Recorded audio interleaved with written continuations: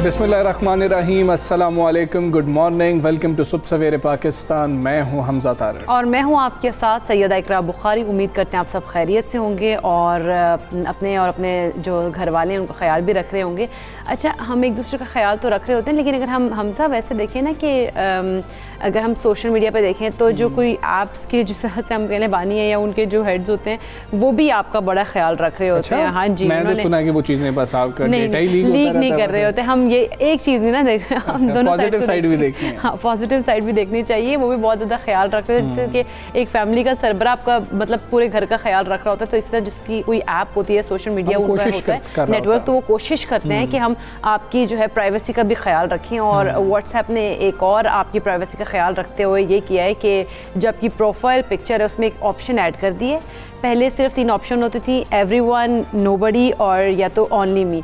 अब आ गए कि एवरीवन एक्सेप्ट दीज पीपल, जिनको आप लोग चाहते हैं कि ना देखें वो उन लोगों को आप उसमें ऐड कर सकते हैं कि वो लोग आपकी पिक्चर ना देख सकें, और जिनको आप दिखाना चाहते हैं वो लोग फिर देख सकें ना। मतलब एवरीवन एक्सेप्ट दीज, जो कि आप लोगों की पसंदीदा लोग नहीं है। अब आप ये भी कर सकते हैं कि पहले तो प्रॉब्लम ये होता था कि फ्रेंड्स आ जाते थे ना, तो फ्रेंड्स में फिर सारों को करना पड़ता था, लेकिन हमारे पास फ्रेंड्स कौन होते हैं? आपके फ्रेंड्स वो लोग होते हैं कि जिनका नंबर आपके मोबाइल के अंदर सेव है। बिल्कुल। तो अब ये आप कर सकते हैं कि आपके पास मोबाइल में नंबर सेव है, आप वो नंबर भी डिलीट नहीं करना चाहते, ना ही उनको ब्लॉक करना चाहते हैं। दूसरी ऑप्शन ये होती थी कि आप ब्लॉक करते तो उनको आपका लास्ट ऑनलाइन भी नज़र नहीं आ रहा होगा, डीपी भी नज़र नहीं आ रही होगी। अब आप उनको फ्रेंड रखते हुए एक्सेप्ट की ऑप्शन यूज़ करेंगे और उसके अंदर जितने आप डालना चाहें लोगों को उसमें डाल सकते हैं। जितने लोगों से अपनी प्रोफाइल पिक्चर बचाना चाहते हैं आप उन सबको उसमें ऐड कर सकते हैं। ये उन्होंने आपके प्राइवेसी को देखते हुए कि भाई आपकी कंसर्न्स कुछ इस तरह के थे, कुछ इस तरह की उनको जाते भी हैं, फीडबैक भी मिलता है, तो फिर उसके ऊपर वो काम करते हैं। और वेब बीटा इन्फो जो है फिर उसने ये काम किया है, और अब आपकी प्राइवेसी जो है वो पिक्चर के हवाले से भी हो सकती है। यानी कि चलें, ये तो प्राइवेसी है ना कि जो व्हाट्सएप कोशिश कर रही है कि जी कि चलें आपको दे दिया, एक सहूलत दे दी या 2 सहूलतें दे दी, 3 सहूलतें दे दी, हमें ज़रूरत क्या है अपनी चीज़ें जो हैं साथ साथ अपडेट करने की, और फीलिंग दिस विद दीज और फलाना, ये चीज़ें हमें करने की ज़रूरत ही क्यों पेश आती है? हम क्यों अपनी पर्सनल लाइफ को सोशल मीडिया के ऊपर दिखाते जाते हैं और क्राइम की हम हमेशा बात करते हैं, क्राइम रेट बहुत बढ़ जाता है, क्राइम रेट भी बढ़ जाता है। उसके अलावा जो दूसरे लोग जब देख रहे होते हैं जो नहीं कर सकते हैं, उनमें एक आप कह लें कि एहसास कमतरी, और फिर दूसरों से वो हसद और मतलब इस तरह की जलन वगैरह के जो उनसर हैं वो भी पैदा हो जाते हैं। तो वैसे तशहीर करनी ही नहीं चाहिए। ये जो हमारी प्राइवेसी का ख्याल व्हाट्सएप ने रखा है, ये हम खुद क्यों नहीं रख सकते? खुद भी हम रख सकते हैं, बिल्कुल। ये हमारे लिए सबसे आसान फीचर तो ये है कि आप लोग खुद ही अपनी पर्सनल लाइफ की जो चीज़ें हैं उनको शेयर कम से कम कर रहे हों। बहुत ज़्यादा सोशल मीडिया एडिक्ट हो जाना, एक तो ये है कि आप इस्तेमाल बहुत ज़्यादा कर रहे हैं, दूसरे ऐसे लोग हैं जो अपनी हर इंफॉर्मेशन, मैं इधर हूँ, मैं इस गली में हूँ, इस मोहल्ले में हूँ, मैं इतने बजे उठा था, मैं इतने बजे सोया था, एग्जैक्टली, और मैंने बच्चों को पिक किया था, फलां बच्चों का स्कूल था, फलां जगह पर मैं ले गया था। फिर इतनी इन्फॉर्मेशन अब अगर आप देंगे तो कोई भी आपको ट्रैक भी कर सकता है। इससे बहुत सारी जो है इंसिडेंट भी होते हैं, और इस तरह के हमने देखे भी, रिपोर्ट भी हो चुके हैं। जब इतनी ज़्यादा इन्फॉर्मेशन अपने सोशल मीडिया पर फेंक रहे होते हैं तो उससे बहुत सारे इस तरह के वाकयात भी जन्म ले सकते हैं। कल भी वैसे फेसबुक पे और व्हाट्सएप पे कुछ सारिफीन को दुनिया भर में प्रॉब्लम रही है इस्तेमाल करने में, और फेसबुक का मौक़िफ़ भी उस हवाले से है।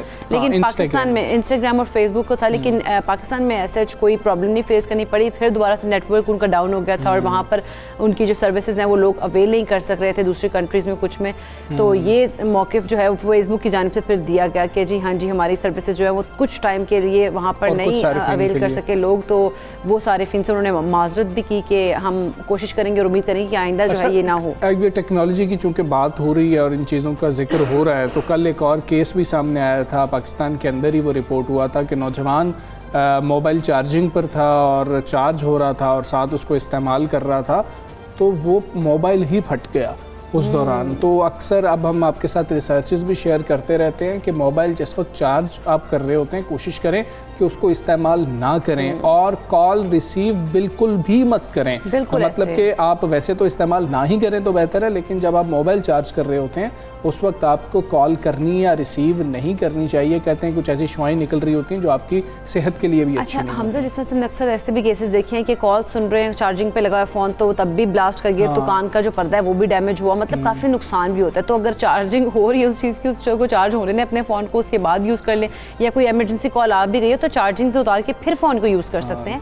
ये छोटी छोटी चीज़ें हैं कि जो हमें करनी चाहिए और इनका ख्याल बहुत ज़्यादा रखना चाहिए। और बच्चों को आप मोबाइल बिल्कुल ना दें जब वो चार्ज हो रहा होता है, और उसका मतलब वो जब बैटरीज फट रही हैं, हम इस तरह के जो कुछ केसेस देखते हैं तो उससे बड़ा नुकसान भी होता है जो लोग इस्तेमाल कर रहे होते हैं। बच्चों को तो वैसे ही हमजा वो कहते हैं कि स्क्रीन टाइम उनका एक होता है, एक टाइम उसके मुताबिक देना चाहिए, उसके अलावा देना भी नहीं चाहिए बच्चों को। बिल्कुल ऐसे। चलिए जी, अब बात कर लेंगे अफगानिस्तान में अदम इस्तेहकाम पाकिस्तान के लिए नुकसानदेह हो सकता है। कौमी सलामती कमेटी ने खित्ते की सूरत हाल को इंतहाई पेचीदा करार दे दिया। बिल्कुल, वज़ीर आज़म ने अफगानिस्तान में हुकूमती कोशिशों को हम आहंग करने के लिए खुसूसी सेल कायम करने की हिदायत कर दी। और कौमी सलामती कमेटी का अहम इजलास कल वज़ीर आज़म इमरान खान की ज़ेर सदारत हुआ, जिसमें काबीना के सीनियर अराकीन, कौमी सलामती के मुशीर और अफवाज पाकिस्तान समेत इंटेलिजेंस के सरबराहान ने भी शिरकत की। अच्छा, कौमी सलामती कमेटी के इजलास के एलामिया में ये कहा गया है कि पाकिस्तान पुरअमन व मुस्तहकम खुद मुख्तार अफगानिस्तान चाहता है। पाकिस्तान का मौक़िफ़ दो टोक है इस मामले के ऊपर। अफगानिस्तान में इंसानी बहरान से बचने के लिए आलमी बरादरी मदद फराहम करे। वज़ीर आज़म को खित्ते की सिक्योरिटी सूरत हाल पर ब्रीफिंग भी दी गई है इस हवाले से। बिल्कुल हमजा, अगर दूसरी तरफ हम देखें तो खित्ते की सरगर्मियों पर नजर रखने वाले तज्जियाकार पाकिस्तान के 2 रोज़ा दौरे पर आई हुई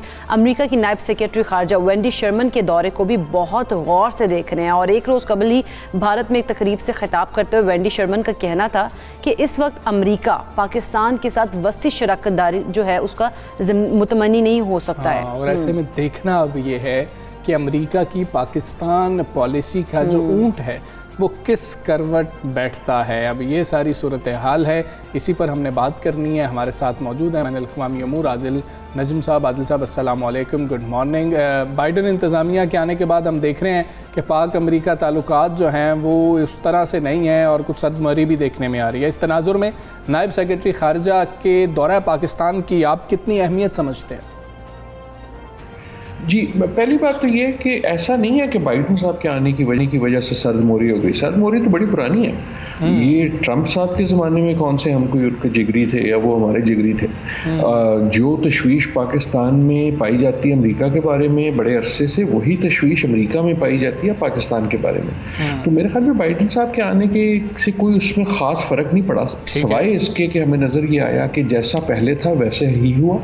अफ़गानिस्तान के मसाइल की वजह से हमें वो नज़र ज़्यादा इसलिए आया कि हम एक तरह से जो थी गुफ्तगू या गैर गुफ्तगू वो और ज़्यादा ज़ाहिर हो गई। जहाँ तक आपके सवाल की बात है, यकीनन दौरा अहम है, लेकिन इसकी अहमियत का फ़ैसला इस बात से होगा कि इससे निकलता क्या है, कुछ निकलता है या नहीं निकलता। उन्होंने दौरा किया, अच्छी बात है, बहुत देर की मेहरबान आते आते लेकिन आ गई। अब देखना ये है कि क्या अमेरिका और पाकिस्तान एक दूसरे से ताल्लुकात रखना चाहते हैं या सिर्फ अफ़गानिस्तान के हवाले से बात कर सकते हैं।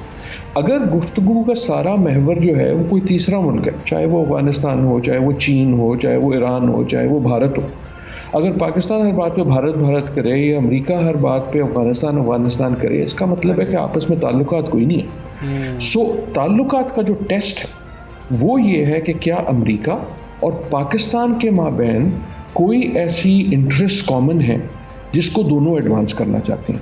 मेरे ख्याल में दोनों मुल्कों के लिए बेहतर ये होगा कि वो फोकस एक दूसरे पे करें बजाय इसके कि तीसरे मुल्क पे। सेक्रेटरी खारिजा वेंडी शर्मन ने कि अगर हम भारत की बात करें तो भारत में पाकिस्तान के साथ ताल्लुकात के हवाले से भी एक बयान सामने आया, आपकी नज़रों से भी गुजरा होगा। आपका तज्जिया क्या कहता है कि जब शर्मन ने दौरे पाकिस्तान के हवाले से मखसूस और महदूद मकासद के अल्फाज इस्तेमाल किए हैं?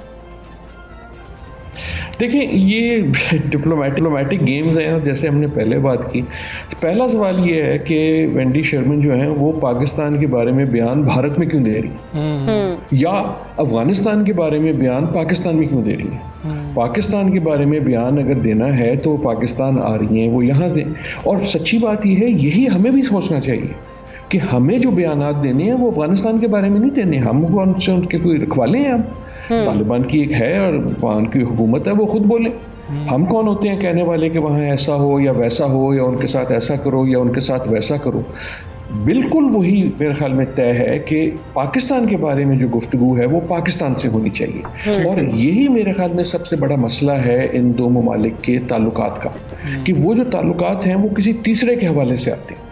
तो जब तक ये तीसरे इस गुफ्तगू से जो है दूर नहीं होते या हम खुद नहीं करते, और मैं अगेन आई विल से कि ये पाकिस्तान भी और अमेरिका भी दोनों की तरफ से अगर हमारे ताल्लुकात हैं तो वो बाहमी और एक दूसरे के माबैन ताल्लुकात होने चाहिए। जहाँ तक उनका ताल्लुक है कि उन्होंने कहा क्या, वो देखें ये है डिप्लोमेसी की गेम और ये है सियासत की गेम। अमेरिका के लिए भारत अहम है, और अमेरिका शायद ये समझता है कि भारत में पाकिस्तान के बारे में कुछ सिग्नल देना जो है उससे उसके अपने मफादात भारत के हवाले से जो हैं वो एडवांस होंगे। भारत की अहमियत जो है अमेरिका के लिए वो पाकिस्तान के हवाले से नहीं है, भारत की अहमियत अमेरिका के लिए जो है वो चीन के हवाले से है। तो अगेन आई वुड से कि बयान उन्होंने जो दिया ठीक है दिया, लेकिन टू द एक्सटेंट पॉसिबल हमें अपने तजिए में भी और अपनी सियासत में भी अमेरिका पे ये बावर करना चाहिए कि जनाब हमारे ताल्लुकात आपसे होने चाहिए बजाय इसके कि किसी तीसरे मुल्क से।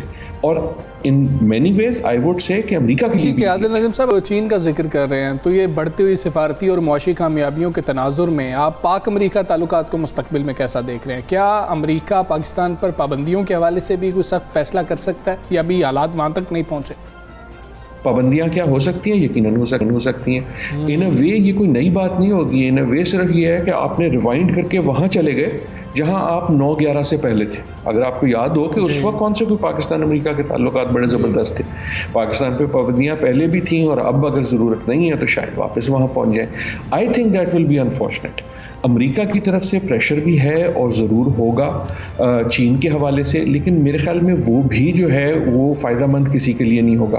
पाकिस्तान को भी ये जाहिर नहीं करना चाहिए कि जी हम साइड लेंगे, कि हम चीन की साइड पे हैं या हम अमेरिका की साइड पे हैं। पाकिस्तान को सिर्फ पाकिस्तान की साइड पे होना चाहिए, लेकिन सीट बेल्ट बांध लें, क्योंकि अब रोलर कोस्टर जो है वो और दुश्वार होगा।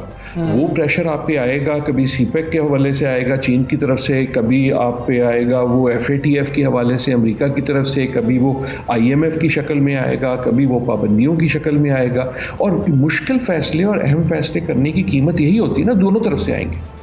लेकिन मेरे ख्याल में पाकिस्तान का खुसूसन जहाँ दुनिया जा रही है अहम रोल सिर्फ ये होना चाहिए पाकिस्तान के लिए, पाकिस्तान सबसे अहम है, और दैट शुड बी बिल्कुल ऐसे ही। जिस तरह से हम देखिए, जिस तरह की अब सिचुएशन में हम आ गए हैं, अब ये सर्द मोहरी जो ख़त्म भी तो करनी है ना। पाक अमेरिका ताल्लुकात में सर्द मोहरी को कौन से अहम फैक्टर्स हैं, कौन से अहम फैक्टर्स किरदार अदा कर सकते हैं इसको ख़त्म करने के लिए? और आपको लगता है कि जो मौजूदा हुकूमत की हिकमत अमली है इस हवाले से ठीक जा रहे हैं, वो दुरुस्त समत में है? देखिए मेरे ख्याल में जो हिकमत अमली है और जो बयानात हैं वो तो बिल्कुल ठीक है, और वो ये है कि जी हम जियो इकनॉमिक ताल्लुकात चाहते हैं। लेकिन अब इस जियो इकनॉमिक का मतलब क्या है? अमेरिका भी जो है सर खुजा रहा है, पाकिस्तान भी सर खुजा रहा है, क्योंकि अब तक तो हमने सारे ताल्लुकात जो हैं वो स्ट्रेटेजिक और खुसूसन मिलिट्री हवाले से रखे थे, एक सिक्योरिटी के हवाले से रखे थे, जंगों के हवाले से रखे थे, अफगानिस्तान के हवाले से रखे थे, टेररिज्म के हवाले से रखे थे, और रखी का मतलब है अमेरिका ने और पाकिस्तान ने। तो अब दोनों को आदत पड़ गई है कि हर चीज़ को सिक्योरिटी की नज़र से देखा जाए। क्या अमेरिका और पाकिस्तान में ये सलाहियत है कि हम सिक्योरिटी से बढ़ के जो दूसरे मसाइल हैं, चाहे वो ग्लोबलाइजेशन के हों, चाहे वो इकोनॉमिक्स के हों, चाहे वो ट्रेड के हों, चाहे वो पीपल टू पीपल इंटरेक्शन के हों, चाहे वो तालीम के हों, चाहे वो इमिग्रेशन के हों, क्या हम उन पे अपने ताल्लुकात की बुनियाद रख सकते हैं या नहीं? ये अमेरिका के लिए भी नया है और पाकिस्तान के लिए भी नया है। इसलिए हमें नज़र आता है कि दोनों जो हैं वो स्टम्बल करते हैं और दो जुमले के बाद फ़ौरन वापस बात आ जाती है सिक्योरिटी पे। तो दोनों मुल्कों को ये सीखना पड़ेगा और सोचना पड़ेगा कि क्या हमारे ताल्लुकात बियॉन्ड सिक्योरिटी जा सकते हैं या नहीं। ठीक है आदिल नदीम साहब, बताइएगा कि रोज़ बरोज़ जो अफ़गानिस्तान की बिगड़ती हुई सूरत हाल है, गुज़श्ता रोज़ हमने धमाका भी वहाँ पर देखा। पाकिस्तान ने एक बार फिर अब देखें कौमी सलामती कमेटी के प्लेटफॉर्म से आलमी बरादरी से मुतालबा किया है कि अफ़गानिस्तान को इंसानी बहरान से बचाने के लिए मदद फराहम की जाए। और क्या वजह है कि मतलब कि हम ममालिक की बात करें तो अफ़गानिस्तान के हवाले से पॉलिसी कुछ वाज़ेह नहीं हो रही, गू की कैफियत क्यों है? देखिए एक तरह से उनकी पॉलिसी तो वाज़ेह ये है कि वो अफगानिस्तान को नहीं देख रहे, वो तो तालिबान को देख रहे। बाकी दुनिया जब देखती है, चाहे वो अमेरिका हो, चाहे यूरोप हो, या कोई और भी मुल्क हो, तो उसको अफगानिस्तान नहीं नज़र आता, उसको नज़र ये आता है कि तालिबान की एक हुकूमत है। और तालिबान का एक रेपुटेशन है एक्सट्रीमिज़म के हवाले से भी, उनकी पिछली हुकूमत के हवाले से भी, ख़वातीन और एजुकेशन पे जो उनके किस पॉलिसी हुआ करती थी उसके बारे में भी, या जो अब है उसके बारे में भी, सज़ाओं के बारे में भी, ह्यूमन राइट्स के बारे में भी, इन पिछले 20 सालों के बारे में भी, लेकिन उससे कहीं ज़्यादा 9/11 से पहले जब उनकी वहाँ हुकूमत थी तो उसकी किस किस्म की कार्रवाई थी। ये साबित करना कि ये तालिबान जो आज हैं ये फ़र्क हो गए हैं, ये मेरे ख्याल में पाकिस्तान का काम नहीं है, ये काम तालिबान का है, ये उनको करना चाहिए। पाकिस्तान का इंटरेस्ट ये है कि अफ़गानिस्तान की जो सूरत हाल है उसका मलबा पाकिस्तान पे ना गिरे। पाकिस्तान का इंटरेस्ट ये है कि अफ़गानिस्तान में अगर मसाइल पैदा होते हैं तो उसकी कीमत हमें बॉर्डर पे ना देनी पड़े, चाहे वो रेफ्यूजी की सूरत में हो, चाहे वो एक्सट्रीमिज़म और टेररिज्म की सूरत में हो, किसी भी सूरत में हो। लेकिन मेरा अपना ये ख्याल है कि पाकिस्तान को as an international player act करना चाहिए। हम दुनिया भर में अमन चाहते हैं, हम दुनिया भर के लोगों की फलाही चाहते हैं, हम पाकिस्तान को जो है वो दुनिया भर में और ख़ुसूसन हमारे हमसाये में अफगानिस्तान में जो अवाम है उनकी ज़िंदगी में बेहतरी चाहते हैं। लेकिन अगर हम दुनिया को ये लगा कि जनाब पाकिस्तान जो है वो तो तालिबान का स्पोक्स पर्सन है, ठीक है, तो मेरे ख्याल में ये घाटे का सौदा है। ना दुनिया आपकी इज्जत करेगी और ना ही तालिबान आपकी इज्जत करेंगे। ठीक है ना, वो कहेंगे यार तुम कौन, हमसे बात करनी है तो हमसे खुद करो, पाकिस्तान क्यों हमारे लिए बोल रहा है। उस तरह ही है ना कि कल अगर तजिकिस्तान या कजाकिस्तान क्या है जी, मैं बताता हूँ पाकिस्तान में क्या होना चाहिए, तो आपको या मुझे कैसा लगेगा। सो इन दैट सेंस इस मामले में मेरी तो राय यही रही है कि पाकिस्तान को ह्यूमन एलिमेंट पे, रीजनल एलिमेंट पे, पीस, स्टेबिलिटी, गुडविल, प्रॉस्पेरिटी, तरक्की, सबकी बात करनी चाहिए। लेकिन ये बिल्कुल नहीं लगना चाहिए और जाहिर होना चाहिए कि जैसे पाकिस्तान जो है वो अफगानिस्तान में। आपका सबसे पहले पाकिस्तान से आप बात कर रहे थे, हम एक ब्रेक लेंगे, ब्रेक के बाद वापस आएंगे। Stay with us.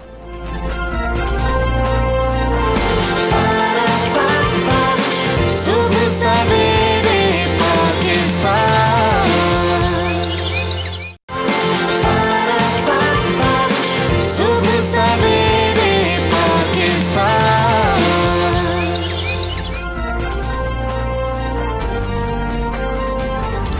Welcome back to सुबह सवेरे पाकिस्तान। और अब एक बहुत ही अहम मामला है जिसकी तरफ आपकी तवज्जो दिलाना भी बहुत ज़्यादा ज़रूरी है, क्योंकि पाकिस्तान में अगर देखा जाए तो मामूली से मामूली बीमारियों के लिए भी इंजेक्शन का इस्तेमाल जो है वो बहुत ज़्यादा आम हो गया। और आम तौर पर इंजेक्शन उस वक्त लगाए जाते हैं वैसे जब कोई मरीज़ अस्पताल में दाखिल हो, लेकिन यहाँ पर मामला ही कुछ हो रहा है। यहाँ पर हर छोटी सी बीमारी पर इंजेक्शन डॉक्टर जो है वो आपको तजवीज़ कर देता है। अच्छा, एक तो ये मामला है ना कि डॉक्टर्स जो हैं, प्रैक्टिशनर्स जो हैं वो तजवीज़ कर देते हैं कि ये आप इंजेक्शन आपने लगवाना है। दूसरा एक हमारा रवैया ये हो गया कि इतनी आसानी से हमें ये इंजेक्शन अवेलेबल हैं कि हम जाते हैं, हमें इंजेक्शन मिल जाता है और ख़ुद से लोग ये फ़ैसला कर लेते हैं कि मुझे फ़लाँ मसले की वजह से प्रैक्टिशनर ने कहा था कि आप इंजेक्शन लगा लें, अब मुझे फिर से वो लगवा लेना चाहिए। हम जाते हैं और फिर वो 50 रुपये, 70 रुपये या 100 रुपये किसी भी जगह पर आप जाएँ, आप दे के दोबारा से लगवा लेते हैं, कोई आपसे प्रिस्क्रिप्शन भी नहीं मांग रहा होता। ये दोनों बहुत बड़े इशू, ये दोनों बड़े अहम मामले हमसे। इसके साथ हम देखें एंटीबायोटिक जो मेडिसिन हैं उनका गैर ज़रूरी इस्तेमाल भी किया जाता है, जिससे मरीज़ को फौरी आराम तो आ जाता है आपको,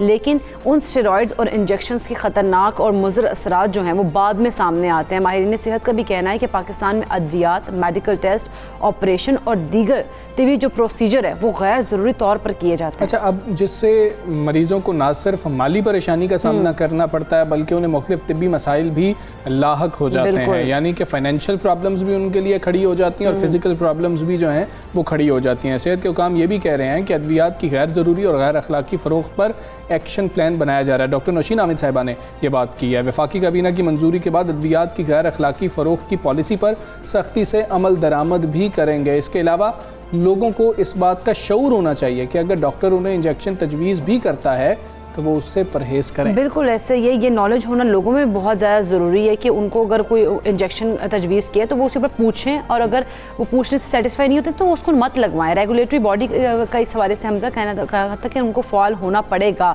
जबकि मीडिया को भी आगाही फैलाने की ज़रूरत है, जिसकी वजह से हम लोग आज ये प्रोग्राम में को गुफ्तगू का अपने हिस्सा भी बनाया। बिल्कुल ऐसे इसी मामले पर बात करेंगे। बड़ा अहम मामला है। अपनी सेक्रेटरी बराए हेल्थ डॉक्टर नौशीन आमिद साहिबा हमारे साथ मौजूद हैं। सेक्रेटरी जनरल हैं पाकिस्तान मेडिकल एसोसिएशन के। डॉक्टर कैसर सज्जाद साहब भी हमारे साथ मौजूद हैं। डॉक्टर नौशीन हामिद साहिबा, पहले आपसे बात करेंगे। बड़ा अहम मामला है जिस तरफ आपने तवज्जो दिलवाई है, क्या नंबर्स आप लोगों ने देखे हैं, क्या आप लोगों के सामने जो डेटा आया है उसके मुताबिक 90% से ज़ायद जो आपने बताया कि ज़रूरत ही नहीं होती और इंजेक्शन लगा दिया जाता है, क्या मामला है ये? जी बिल्कुल ऐसे ही है। और टू बी वेरी एग्जैक्ट तो 94% जो है वो इंजेक्शन इस वक्त पाकिस्तान में अननेसेसरी लगाए जा रहे हैं। और इसकी वजह यही है कि हमारे लोगों का एक कॉन्सेप्ट ऐसे बन गया है, अगर आप ये इलाकों के अंदर जाएं, अर्बन स्लम्स में जाएं, देखिए वो जब तक उनको इंजेक्शन नहीं लगता वो समझते हैं कि उनकी ट्रीटमेंट नहीं हो रही है, और बल्कि फरमाइश करके लोग इंजेक्शन लगाते हैं। और मैंने देखा है कि ये जो इन हमारे जो स्लम एरियाज हैं, ये रूरल एरियाज हैं, वहाँ पे अगर डॉक्टर इंजेक्शन या ड्रिप ना लगाए तो वो पेशेंट सोचता है कि ये डॉक्टर ही अच्छा नहीं है, हमारी ट्रीटमेंट मुकम्मल नहीं कर। तो एक तो ये हमें अवेयरनेस दिलाने की ज़रूरत है कि ओरल मेडिकेशन जो है वो इक्वली इफेक्टिव होती है, और ये अननेसेसरी इंजेक्शंस जो हैं इनको हमने किस तरीके से डिस्करेज करना है। तो इसके लिए बिल्कुल गवर्नमेंट जो है वो उसने एक जनवरी में भी एक कैंपेन लॉन्च की थी, जो हमारा एक्सपेंडेड प्रोग्राम ऑफ इम्यूनाइजेशन है, उसके ताबन से ये अवेयरनेस क्रिएट की जाए कि ये अननेसेसरी इंजेक्शन पाकिस्तान इस वक्त दुनिया में मतलब कि हर शख्स का अगर हम एवरेज निकालते हैं 8 इंजेक्शंस पर ईयर पर पर्सन बनते हैं, जो कि हाईएस्ट इंजेक्शंस है इन द वर्ल्ड। पूरी दुनिया में किसी मुल्क में इतने इंजेक्शंस नहीं लगते जितने पाकिस्तान में लगते हैं। अच्छा। और इन इंजेक्शंस की खाली एक तो इंजेक्शन लगना है, दूसरा ये कि ये इससे बड़ा इशू जो आता है कि ये इंजेक्शन जब आपके गांव देहातों में और स्लम एरियाज में और अर्बन स्लम्स में जो क्लिनिक्स छोटे छोटे बने हुए हैं, जो कि डॉक्टर होते वो रीयूज भी करते हैं सिरिंजेस की, जिसकी वजह से इस वक्त हेपेटाइटिस, HIV एड्स भी जो है वो बहुत तेजी से फैल गया है। और इस वक्त मतलब उसमें भी हमारी दुनिया अगर देखा जाए तो पाकिस्तान इन बीमारियों में भी बहुत ज्यादा नंबर है पाकिस्तान में। तो ये जिस तरह से आपने बात की कि इस तरह के एरियाज में, इस्लाम एरियाज में अगर हम बात कर लें कि लोग खुद फरमाइश करके कहते हैं कि हमें इंजेक्शन लगाएं, वरना तो उस डॉक्टर को वो डॉक्टर नहीं मान रहे होते हैं। हम देखते हैं कि माइंडसेट किसने बनाया, माइंडसेट भी तो इन्होंने ही बनाया ना। अगर हम देख लेते हैं, आम सी एक बात है कि हम कोई भी बीमारी को देख लें, छोटी से छोटी बीमारी पर एंटीबायोटिक भी तजवीज़ कर दी जाती हैं। जी बिल्कुल। और इस वक्त एंटीबायोटिक के भी इरेशनल यूज से और ओवर द काउंटर सेल जो है, जो ये इजीली अवेलेबल है, उसकी वजह से हमारे मुल्क में जो एंटी माइक्रोबियल रेजिस्टेंस यानी कि जो एंटीबायोटिक के खिलाफ रेजिस्टेंस है ना, वो भी बहुत तेजी से फैलती है। और फिर ये होता है कि ये बार बार खिलाने से जब असल में वाकई जरूरत होती है तो उस वक्त फिर वो एंटीबायोटिक असर, ये इशू भी बहुत, के ऊपर भी पॉलिसीज बनाई जा रही हैं। ओवर द काउंटर सेल्स जो है उसके लिए भी पॉलिसी बनाई जा रही है कि बगैर प्रिस्क्रिप्शन के, और डॉक्टर भी उस वक्त देखिए बाहर के मुल्कों में एंटीबायोटिक जो है वो उस वक्त तक नहीं दी जाती जब तक कंफर्म ना हो जाए कि ये बैक्टीरियल इन्फेक्शन। हमारे यहाँ वायरल आम है मौसमी, मगर उसके अंदर एंटीबायोटिक का कोई रोल नहीं होता, मगर फिर भी प्रिस्क्राइब की जाती है। बिल्कुल ठीक है। डॉक्टर साहब आप हमारे साथ ही मौजूद रहिए। डॉक्टर कैसर सज्जाद साहब भी साथ हैं, उनको भी शामिल गुफ्तगू करते हैं। डॉक्टर साहब, बड़ा संजीदा ये मसला है, और जिस तरह से डॉक्टर साहब कह रही हैं कि मतलब लोगों की फरमाइश भी होती है, लेकिन इलाज तो लोगों की फरमाइश पर नहीं किया जा सकता है। इलाज तो डॉक्टर नहीं बताना होता है कि ये इलाज करना है। ये जिस तरह से इकरा भी बात कर रही थी कि ये इनिशिएट कैसे हुआ, लोगों का ये जहन कैसे बन गया, जहन साजी किसने की? बहुत शुक्रिया आपका, और मैं अप्रिशिएट आपने डॉक्टर नौशीन के बयान किया, बहुत अच्छी बात है और ये बहुत इम्पोर्टेंट और सीरियस मामला है। मैं समझता हूँ कि डॉक्टर नौशीन साहिबा ने बहुत सही कहा है कि 90% जो है वो अननेसेसरीली इंजेक्शन लगाई जाती है, जिसमें एंटीबायोटिक आता है। मैं थोड़ा सा इसमें ऐड करूंगा कि शायद ये तादाद इससे कहीं ज्यादा है, 110 120। उसकी वजह ये है, और आपके भी तमाम सवालों का जवाब ये है कि ये ट्रेंड जो शुरू हुआ है वो शुरू हुआ है हमारे मुल्क में।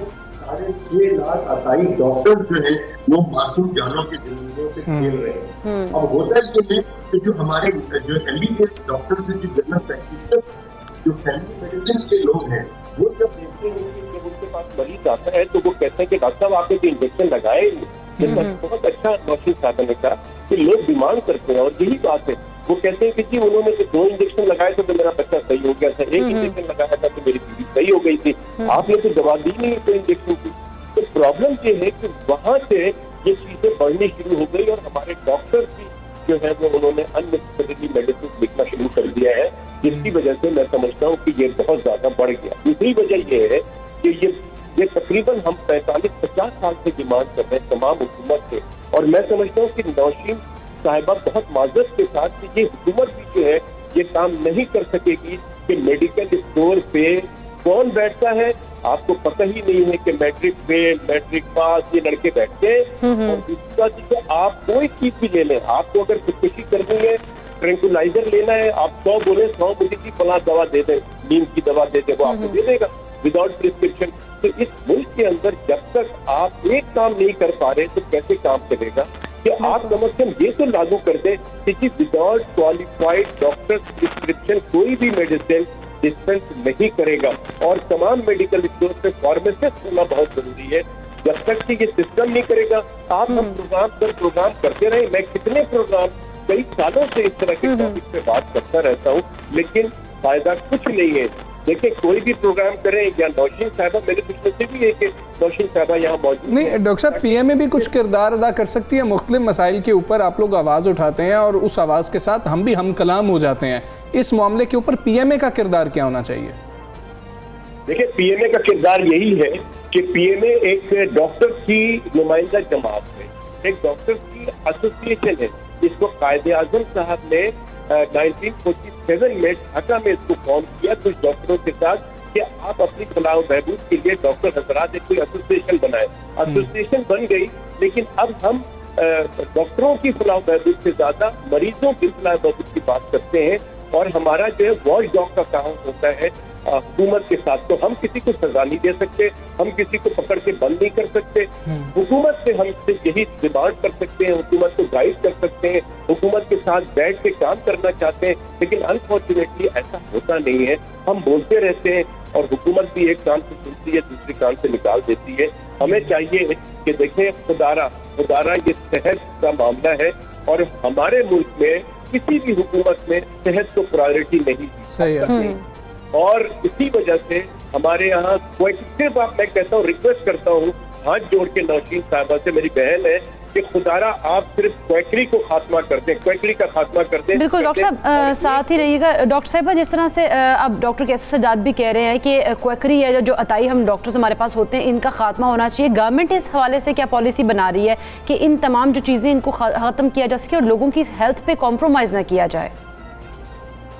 जी बिल्कुल, डॉक्टर साहब ने बिल्कुल सही आइडेंटिफाई किया है कि ये बेसिक कॉज जो है और जहाँ से ये चीज़ें फैली हैं वो ये अताई डॉक्टर्स ही हैं, जो कि बैंक ही इसके ऊपर करते हैं। वो सिर्फ एक इंजेक्शन नहीं बल्कि वो कॉकटेल्स ऑफ इंजेक्शन बना के एक ही ड्रिप में 3-4 मुख्तलिफ किस्म की दवाइयाँ डालते हैं और वो इंजेक्शन वो ड्रिप लगा देते हैं कॉकटेल्स ही बना के, और ये रवाज उनकी तरफ से शुरू है। बिल्कुल इस वक्त हेल्थ केयर कमीशन जो हैं वो तमाम सूबों में मौजूद हैं, और फेडरल का भी जो हेल्थ केयर कमीशन है इस्लामाबाद का, जो वो भी अभी रिसेंटली उसको फ़ाल किया गया है और वो बिल्कुल पॉलिसीज़ बना रहा है, और वो सर्वे भी करने जा रहे हैं कि कहाँ पे कौन से अताई डॉक्टर्स बैठे हुए हैं, और उनको रेगुलेट करने के लिए, उनको कंट्रोल करने के लिए इसकी तरफ अब ध्यान है। दूसरा फार्मा एथिक्स जो आज तक जिस पे तवज्जो नहीं दी गई थी, इसके आता है कि एथिकल यूज ऑफ मेडिसिन और राइट प्रिस्क्रिप्शंस वगैरह, तो इसके ऊपर भी काम हो रहा है। पिछले दिनों प्रेसिडेंट ऑफ पाकिस्तान के साथ हमारी मीटिंग हुई थी और उन्होंने इस इनिशिएटिव के लिए डायरेक्शंस भी दिए हैं कि प्रॉपर एक्शन प्लान बनाना है। उसके लिए हमारी 2-1 सिटिंग्स भी हुई हैं और वो एक्शन प्लान भी बन रहा है। इस पे तमाम स्टेक होल्डर्स को ऑन बोर्ड दिया गया, तो डेफिनेटली इसके लिए हमें एक्शन प्लान्स की लेजिस्लेशन भी है, और उसके बाद फिर जाहिर है जैसे कि डॉक्टर साहब कह रहे हैं कि इम्प्लीमेंटेशन वो बिल्कुल काम है, और मैं समझती हूँ कि ज्यादा स्ट्रिक्टर मेजर्स जो हैं वो हमें लेने चाहिए। पर अब इस तरफ चूंकि इंशाल्लाह ताला अब फोकस करना शुरू किया है, तो मुझे उम्मीद है कि हमें इसके बारे में भी रिजल्ट्स बिल्कुल ठीक है। डॉक्टर कैसर सजाद साहब ये भी फरमा दीजिएगा, एक तो मामला यह है कि जो मरीज़ की सेहत पर बुरे असरात पड़ रहे होते हैं उसको हमने डिस्कस किया, उसकी जेब पर भी एक बहुत बुरे असरात पड़ रहे होते हैं, उसको एड्रेस करना भी बहुत ज़्यादा ज़रूरी है माजरत के साथ। लेकिन प्रैक्टिशनर्स को हम ये देखते हैं कि महंगी अद्वियात लिख के दे देते हैं और फिर इल्ज़ाम ये लगता है कि जी कि ये कोई मार्केटिंग का अंसर मौजूद था, कोई फार्मास्यूटिकल कंपनीज़ की जानिब से कुछ इन्फ्लुएंस थे, और ज़्यादा एतराज़ ये बड़े और सीनियर डॉक्टर्स के ऊपर लग रहा होता है। दूसरा टेस्ट का मसला है, 10 टेस्ट लिख दिए, 5 टेस्ट लिख दिए, फौरी मरीज जाता है, उसकी जेब पर भारी असर तो टेस्टों का पड़ जाता है। आपके पास कोई लीगल अगर देख लिया जाए, जिस तरह गवर्नमेंट का रोल है वैसा तो नहीं है, लेकिन अखलाकी तौर पर तो डॉक्टर्स को भी ख्याल करना चाहिए। इसको आप कैसे एड्रेस करेंगे? बिल्कुल, बहुत इंपॉर्टेंट बात है। इस बात से पहले जरा सा मैं नौशीन साहबा ने एक जुमला कहा है, हेल्थ केयर कमीशन। देखिए, हेल्थ केयर कमीशन इसीलिए बनी थी, पाकिस्तान मेडिकल एसोसिएशन ने डिमांड करके हेल्थ केयर कमीशन को वजूद में करवाया था हुकूमत से। लेकिन अनफॉर्चुनेटली नौशीन साहबा से मैं दरख्वास्त करूंगा कि प्लीज ये हेल्थ केयर कमीशन से पूछे कि कितने क्वैक्स की दुकानें बंद की गई है, कितने उनके क्लिनिक या जो भी चीजें हैं उनकी बंद की गई, कितने अतायत की जो मैटरनिटी होम खुले हुए कितने बंद किए गए, जो क्वालिफाइड डॉक्टर्स हैं उनको बंद किया जाता है, उन्हीं पे सब कुछ किया जाता है। हेल्थ केयर कमीशन का ये रोल है। और अब आता हूँ जो आपने सवाल किया है, which is very very important, कि ये बहुत बदकिस्मती की बात है कि हमें डॉक्टर बनाया गया है। हम मरीजों की न सिर्फ उनके इलाज करें बल्कि उनकी सोशियो इकोनॉमिकल कंडीशन भी देखें कि क्या ये मैं दवा लिख रहा हूँ तो ये जो मेरा सामने पेशेंट बैठा हुआ है या बैठी हुई है, क्या ये दवा खरीदने के काबिल है कि नहीं है। ये हमारी अपनी जिम्मेदारी है, नंबर 1। नंबर 2 बात ये है कि देखिए, हुकूमत को चाहिए कि ये एक सिस्टम बनाना चाहिए। ये सिस्टम ये नहीं बनेगा कि आप जेनरिक नेम लिख दें, आप जेनरिक नेम से डॉक्टर लिखते हैं और इसके बाद उसका ये खत्म हो जाएगा। नहीं, जेनरिक नेम शुरू होगा तो मेडिकल स्टोर के ऊपर डिस्क्रिमिनेशन हो जाएगी, मेडिकल स्टोर कौन सी कंपनी की दवा देता है। बात सारी ये है कि पहले एक एक करके सिस्टम को खत्म करें और जो खराबी है उसको खत्म करें। और मेरी सजेशन ये है कि इस प्रोग्राम के जरिए हमें कुछ न कुछ हासिल करना चाहिए। मेरा मशवरा ये है, पाकिस्तान मेडिकल एसोसिएशन ये समझती है कि आप मेडिकल स्टोर की जो रजिस्ट्रेशन है पहले इसको देखें कि कितने अनरजिस्टर्ड मेडिकल स्टोर काम कर रहे हैं, नंबर 1। नंबर 2 बात ये कि उसमें कितने फार्मासिस्ट बैठे हैं जो क्वालिफाइड है या कितने लोग अनक्वालिफाइड है।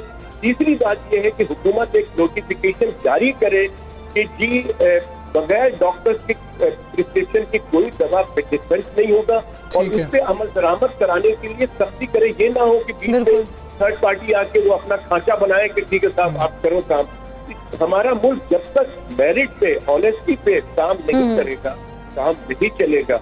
और ये सेहत का मामला है, मैं कंडेम करता हूँ डॉक्टरों को, उन तमाम लोगों को जो कि डॉक्टर अल्लाह ताला ने उनको बनाया है, लेकिन वो मरीज की जेब से पैसे निकाल रहे हैं, अननेसेसरी एक्सरे करा रहे हैं, सीटी स्कैन करा रहे हैं। ठीक है डॉक्टर साहब, फाइनल कमेंट हमने मैडम से लेना है क्योंकि जाहिर सी बात है तमाम नज़रें उन पर हैं क्योंकि पॉलिसी उन्होंने बनानी है। ये इम्प्लीमेंटेशन के ऊपर क्वेश्चंस डॉक्टर साहब अभी भी डॉक्टर कैसर सज्जाद साहब उठा रहे हैं। कोई एक लड़का काम करता हो किसी फार्मेसी पे तो उस छोटे मोहल्ले के अंदर उसको डॉक्टर कहना शुरू कर दिया जाता है, वो डॉक्टर के नाम से मशहूर हो जाता है, वो जो दवाई देता है लोग तो वो भी लेना शुरू कर देते हैं।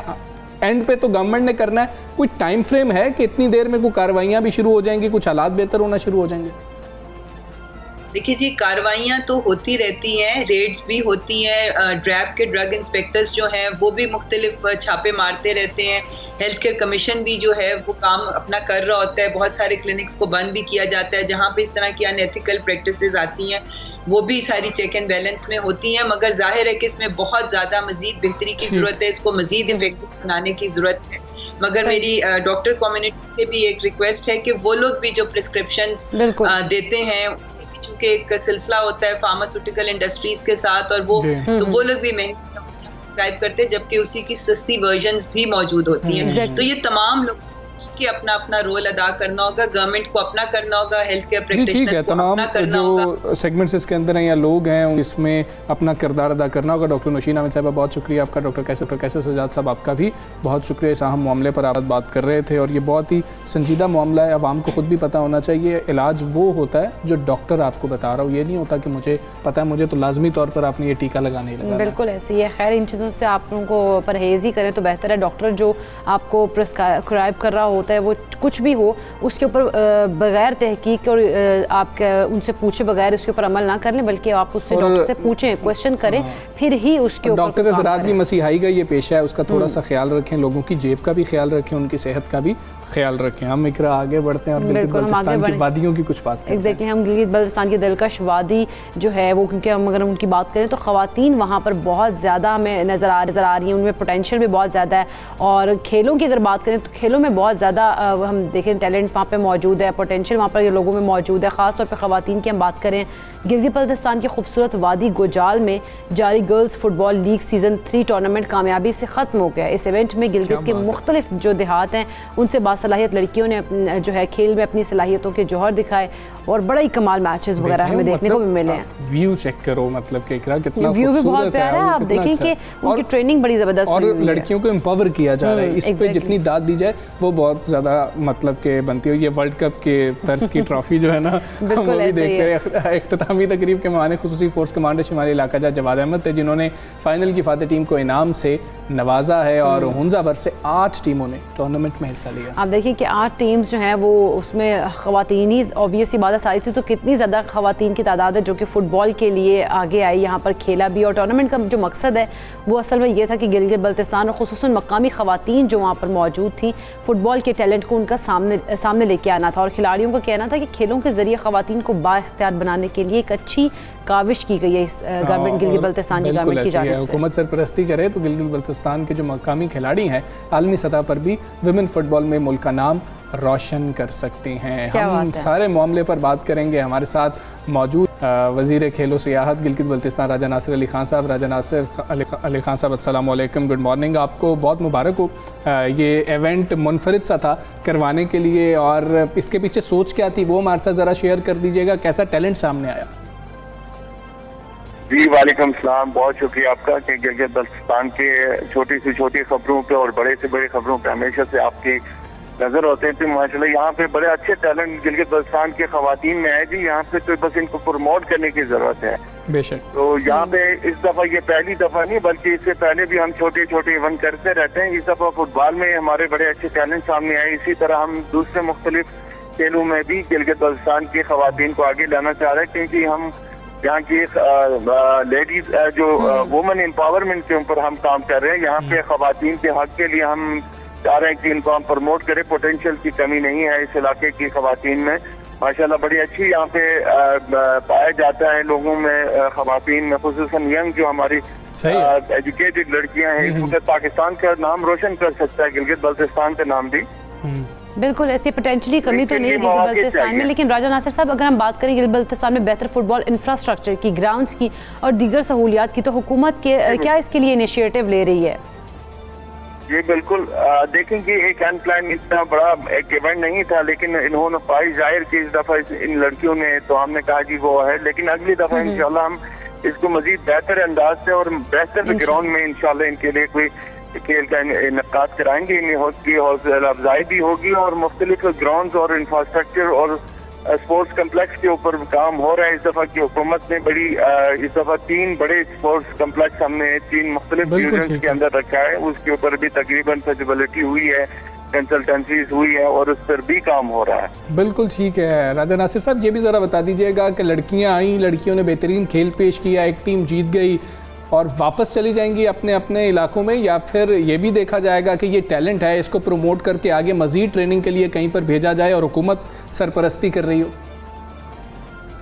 नहीं, बिल्कुल करेंगे जी, हुकूमत सरपरस्ती भी करेंगी ऐसे टैलेंट के, क्योंकि पिछली दफा भी हमने फुटसॉल में गिलगित वुमेन फुटबॉल क्लब में गिलगित बल्तिस्तान के पेशावर में सेकंड रनर अप भी रहा। तो हम चाहते हैं कि ये पाकिस्तान लेवल पे पार्टिसिपेट करें, बल्कि पूरे इंटरनेशनल लेवल पे ये पाकिस्तान की नुमाइंदगी करने के काबिल है। इंशाल्लाह इनको हम प्रमोट करेंगे, फैसिलिटेट भी करेंगे आइंदा वेल तरीके से, अच्छे मुनज़्ज़म तरीके से इनको हम इंट्रोड्यूस करेंगे पाकिस्तान लेवल पर। बिल्कुल। राजा नासिर साहब, अगर हम बात करें बाकी मुल्क में जैसे गर्मी होती है तो उस वक्त गिलगित बल्तिस्तान का जो मौसम है वो बड़ा ही खूबसूरत होता है। पुरफ़ज़ा मकाम पर आप देखते हैं कि फ़ुटबॉल समेत बेहतरीन स्पोर्ट्स जो हैं उनको भी एक्टिवेट किया जा सकता है, वहाँ पर भी लड़कियों को लेकर आया जा सकता है आगे। और यहाँ स्पोर्ट्स कल्चर को अगर हम देखें तो बड़े पैमाने पर बढ़ाने की क्या कोशिशें की जा रही हैं, या आपने किस तरह कोई प्लान है आपका?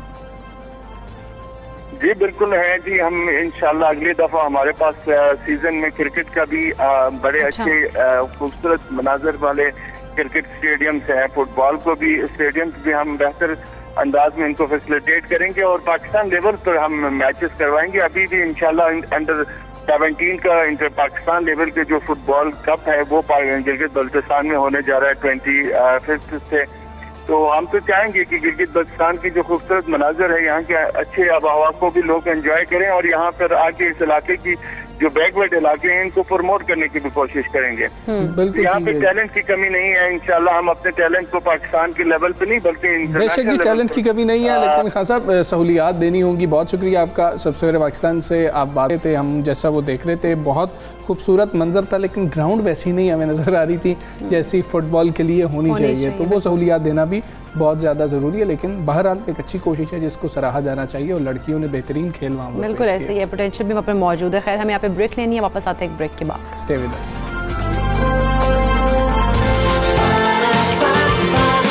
सुबह सवेरे पाकिस्तान, सुबह सवेरे पाकिस्तान। बात करेंगे कि IMF की जब भी कुछ डिमांड सामने आती हैं तो सब परेशान हो जाते हैं, आवाम ख़ास तौर पर, कि महंगाई के नए तूफ़ान के लिए शायद अब हमें तैयार हो जाना चाहिए। IMF ने पाकिस्तान से बिजली की कीमत, इनकम और सेल्स टैक्स और रेगुलेटरी ड्यूटीज़ बढ़ाने का मुतालबा किया है। बिल्कुल ऐसा ही है और IMF ने पाकिस्तान से कहा है कि वो इनकम टैक्स, सेल्स टैक्स और रेगुलेटरी ड्यूटी के हवाले से मजीद टैक्स इकदाम करे ताकि सालाना महसूलात का हदफ 58 खरब रुपए से बढ़कर 63 खरब रुपए हो जाए। और IMF का ये मुतालबा जारी वर्चुअल मुज़ाकरात में सामने आया है। हाँ जी, और रवा माली साल के दौरान 600 अरब रुपए पेट्रोलियम लेवी जमा भी नहीं की जा सकी। IMF ने तजवीज़ दी है कि बिजली टैरिफ की बुनियादी कीमत में ₹1.40 फ़ी यूनिट इजाफा किया जाए ताकि बड़े गर्दिशी कर्जे को काबू किया जा सके। ज़रा ये भी कह रहे हैं कि IMF समझता है कि FBR की मौजूदा रेवेन्यू जमा करने की रफ्तार गैर मुस्तहकम। बिल्कुल, इसीलिए तो उन्होंने इजाफी इकदाम किए। उन्होंने कहा कि ज़रूरत भी है और ज़रा ये बता रहे हैं कि अगर सब कुछ दुरुस्त चलता रहा तो IMF का एग्जीक्यूटिव बोर्ड नवंबर 2021 के अख्ताम तक $1 अरब की मंजूरी दे देगा। इसी पर हम बात करेंगे। हमारे साथ मौजूद हैं तर्जुमान वज़ाना मुज़म्मिल असलम साहब। अस्सलाम वालेकुम, गुड मॉर्निंग मुज़म्मिल असलम साहब। IMF ने पाकिस्तान से क्या क्या डिमांड्स की हैं और क्या इन डिमांड्स को पूरा करने का पाकिस्तान मुतहम्मिल हो सकता है? देखें जी, ये जो आपने पढ़ा, मैं हालांकि वजारत ख़जाना में हूँ, कल रात तक इस्लामाबाद में था, ऐसी कोई चीज़ें हमारे सामने अभी तक नहीं आई। ठीक है, तो ये जो है जिन्होंने ये लिखी हैं वो जो है कयास आराइयाँ हैं और अभी तक जो है IMF और कल रात तक जो है टेक्निकल लेवल के जो एग्रीमेंट था वो फाइनल नहीं हुआ था। तो हमेशा से जो बात थी IMF की एक रिक्वायरमेंट थी कि जी हमारे टैक्स महसूलात ज़्यादा होने चाहिए। तो पाकिस्तान के टैक्स महसूलात जो हैं IMF की तवक्को से ज़्यादा और रिकॉर्ड हो चुके हैं। अच्छा, अब वो मैं भी अखबार में पढ़ रहा हूँ तो उसमें लोग लिख रहे हैं कि जी वो जो है अभी इसलिए ज़्यादा हो गए हैं कि आलमी मार्केट में अजनास की कीमत ज़्यादा है तो इम्पोर्ट ड्यूटी ज़्यादा मिल रही है। तो IMF कह रहे हैं कि ये वाला टैक्स नहीं चाहिए, आप जो है ज़ाती टैक्स, इनकम टैक्स जो है उसमें जो है वो करें। तो चंद अखबारात ने ये भी लिखा कि शायद पर्सनल इनकम टैक्स, सैलरी पे जो टैक्सेस हैं उसको बढ़ा दिया जाए। अच्छा, तो ये जो बातें हैं, जब तक ये एग्रीमेंट सामने नहीं आ जाता, ये बातें जो है हमारी बातें हैं। फिर इसके अलावा अभी आपको मैंने सुना बोलते हुए कि महंगाई का एक नया तूफान आने वाला है क्योंकि नए टैक्सेस लगेंगे। IMF को छोड़े कल वर्ल्ड बैंक ने जो है अपनी वो दिए और वो 9% आउटलुक दिए और वो 9% पूरे साल का कह रहा है और IMF ऐसा कह रहा है और अभी भी 9% है। तो महंगाई का नया तूफान ऐसा क्या हो जाएगा? अगर तूफान होगा तो वो 13, 14, 15% होनी चाहिए चीजें। तो एक जिसे कहते हैं कि आवाम को बिला वजह का जो है अपने कामों से जो है उनकी तवज्जो हटाने वाली बातें हैं सारी।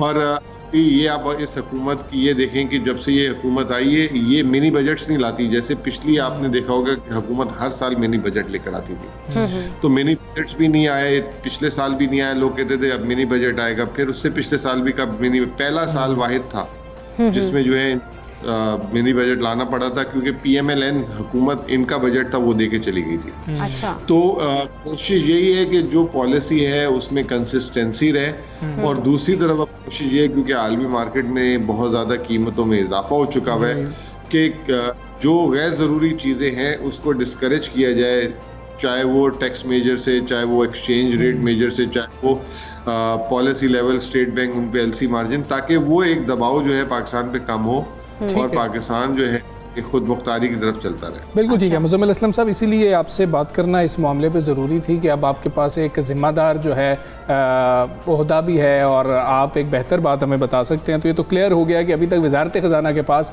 इस तरह की कोई डिमांड्स IMF की जानिब से नहीं आई हैं, लेकिन कुछ तो आप लोग एक्सपेक्ट कर रहे होंगे, कुछ तो नहीं, मतलब कि जिम्मेदारी मिल गई है आपको, एक अहम जिम्मेदारी मिल गई है, बड़ा ज़िम्मेदार रोल है आपका, तर्जुमान की हैसियत से होगा। ये फरमा दीजिएगा कि आप लोग क्या एक्सपेक्ट कर रहे हैं, क्योंकि जब भी हम देखते हैं कि IMF वाला मामला होता है, IMF से किस्त जारी होनी होती है, कुछ डिमांड्स सामने आ जाती हैं, तो वो डिमांड्स आप लोग एक्सपेक्ट क्या कर रहे हैं कि जो हो सकती हैं, और अगर होंगी तो उसके असरात तो आम आवाम पर पड़ते ही हैं।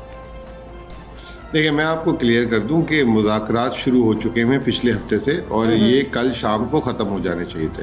अच्छा। तो अभी तक हम सब इंतज़ार कर रहे हैं कि जो मुज़ाकरात हुए हैं उसका क्या हतमी नतीजा निकला है, आया कामयाब मुज़ाकरात हो गए हैं या अभी कुछ चीज़ें बाकी हैं जिस पे जो है एग्रीमेंट होना है। ये जब सामने आ जाएगा तो हमें हतमी बात पता लग जाएगी कि वो जो है उन्होंने क्या मांगा था और क्या मिला। ठीक है ना, मांग तो हमेशा से हैं कि बिजली की कीमत बढ़ा दें, शरह सूद को पहले कहते थे इतना कर दें, मांगते तो वो हमेशा हैं, लेकिन ये जो अखबारात में हम पढ़ रहे हैं कि जी उन्होंने कहा 6,300 अरब कर दें, 5,800 अरब टारगेट, ऐसी कोई बातें हमने जो है नहीं सुनी। अब ये बातें जब सामने आ जाएंगी तो ये पता लग जाएगा, और इनमें जो है कोई हुकूमत इस वक्त जो है दो चीज़ों को सामने रख रही है मद्देनज़र, कि उसने बैलेंस क्रिएट करना है कि मईशत की रफ्तार जो है उसमें जो है स्लो डाउन ना आए और जो है आम आदमी पे कम से कम बोझ डले, और दूसरी तरफ हमने जो है अपनी ज़र मुबादला की और अब एक्सटर्नल साइड देखनी है कि जो दुनिया में इस वक्त जो कमोडिटी बुहरान चल रहा है, ऐसा ना हो कि हम कोई गलती कर दें, IMF के प्रोग्राम को ऊपर नीचे कर दें, जिसकी वजह से हम बाद में चंद महीने बाद परेशानी पे आ जाए। ठीक है मुज़म्मिल असलम साहब, बहुत शुक्रिया आपका। सबसे से आप बात कर रहे थे और उनका ये कहना है कि अभी तक वजारत ख़जाना के पास इस तरह की कोई इन्फॉर्मेशन मौजूद नहीं है कि IMF की जानिब से क्या शराइत रखी जाती हैं, क्या डिमांड सामने आती हैं। तो उस हवाले से उनका है कि शायद अब जब पता लग जाएगा तो उसके बाद ही कुछ कहा जा सकता है कि कितना बोझ पड़ रहा होगा और क्या आखिरकार डिमांड्स हैं जो वो करना चाह रहे हैं। हम आगे बढ़ेंगे हमसे, क्योंकि कोविड और डेंगू की वजह से इम्यूनिटी जो है वो बड़ी हमारी कम होती जा रही है, तो हम इम्यूनिटी को कैसे बिल्ड करना है वो भी जानना बहुत ज़्यादा ज़रूरी है। और आज हम डिस्कस भी इसी पर करेंगे, क्योंकि अगर इंसान बीमार हो जाता है तो उसे दुनिया की कोई भी चीज़ हो, कोई भी खुशी हो, वो सुकून नहीं दे सकती, वो खुशी नहीं लग रही होती है, क्योंकि वो सेहतमंद नहीं होता है। और इसीलिए कहा जाता है कि सेहत का ख्याल रखना बहुत ज़्यादा ज़रूरी भी अच्छा, अब हम देख रहे हैं कि कोरोना की कुछ शरह नीचे आई है, तो डेंगू वायरस के जो केसेस हैं वो बढ़ते चले जा रहे हैं, साथ ही टाइफाइड के केसेस हैं वो भी सामने आ रहे हैं। मौजूदा हालात में अपनी हिफाजत करना बेहद ज़रूरी है। अगर आप खुदा न खास्ता मुब्तला हो गए हैं इस तरह की किसी वबा में, तो उसके बाद रिकवर करना तो एक चलें प्रोसीजर है, लेकिन उससे मुकाबला करने के लिए कुव्वत मुदाफ़ियत होना, इसकी बहुत ज़्यादा बात हुई है। इम्यूनिटी का बहुत ज़्यादा जिक्र हुआ है जब से कोरोना वायरस आया ना, उसके बाद लोगों को थोड़ा सा शऊर भी आया कि भाई इम्यूनिटी बिल्ड करनी है, कुव्वत मुदाफ़त क्या होता है, इसको बिल्ड करना बहुत ज़्यादा ज़रूरी है। मगर अहम सवाल हमसे यहाँ पे ये भी है कि खुराक जो हम लोग खाते हैं वो अक्सर हम लोग जो है वो खा रहे होते हैं, जंक फूड खा रहे होते हैं, हम लोग जो हेल्दी फूड है उसकी तरफ आ ही नहीं रहे होते हैं।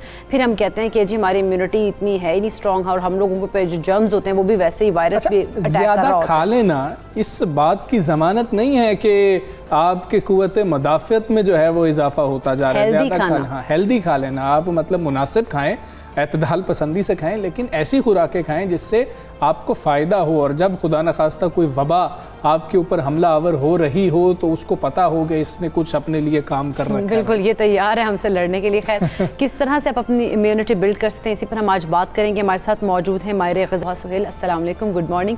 ज़ोहा, सबसे पहले तो बताएं, जैसे हम बात कर रहे थे मैं और हमजा के कोविड भी है, डेंगू भी है, और भी काफ़ी किस्म के वायरसेस वगैरह भी हैं। इन सारी चीज़ों के दौरान हमने कोविड में ख़ासतौर पे इम्यूनिटी का वर्ड बहुत ज़्यादा सुना। कैसे इम्यूनिटी को बिल्ड करना है हमने? ठीक है, उसमें इस तरह से है कि हम लोग इम्यूनिटी की बात तब करते हैं जब बीमारी आ जाती है।